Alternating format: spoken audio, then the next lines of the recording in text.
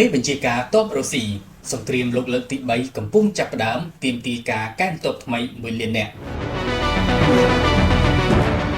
ឧត្តមសេនីយ៍រុស្ស៊ីជាន់ខ្ពស់ម្នាក់បានប្រកាសកាលពីថ្ងៃទី13ខែមិថុនាថាសង្គ្រាមលោកលើកទី3កំពុងចាប់ផ្ដើមហើយនិងបានអំពាវនាវឲ្យមានការកែទ័ពថ្មីចំនួន1លាននាក់ការប្រកាសរបស់លោក Abdi Al-Odinau ដែលជាមេបញ្ជាការកំពូលនិងជាសម្ព័ន្ធមិត្តជិតស្និទ្ធរបស់ប្រធានាធិបតី Vladimir Putin ធ្វើឡើងបន្ទាប់ពីអ៊ីស្រាអែលបើកការវាយប្រហារយ៉ាងខ្លាំងក្លាលើប្រទេសអ៊ីរ៉ង់ជុំវិញកម្មវិធីអាវុធនុយក្លេអ៊ែរលោក Al-Odinauដែលមានតួនាទីជាអនុប្រធាននាយកដ្ឋានគោលនយោបាយយោធាបានបង្ហោះសារនៅលើ Telegram ថាយើងត្រូវតែចល័តទ័ពយើងត្រូវរៀបចំមនុស្សយ៉ាងហោចណាស់កន្លះលាននាក់ជាមុនប៉ុន្តែជាក់ស្ដែងមនុស្ស1លាននាក់យើងត្រូវកោះហៅពួកគេហើយចាប់ផ្ដើមរៀបចំពួកគេសម្រាប់ការពិតដែលថាសង្គ្រាមបានចាប់ផ្ដើមរួចមកហើយដែលយើងនឹងច្បាស់ថាកំពុងតែកើតឡើងនោះគឺសង្គ្រាមលោកលើកទី3នៅថ្ងៃដដែលនោះលោក Al-Odinau ក៏បានបង្ហោះសាររបស់មេដឹកនាំកំពូលអ៊ីរ៉ង់លោក Ayatollah Ali Khamenei ផងដែរ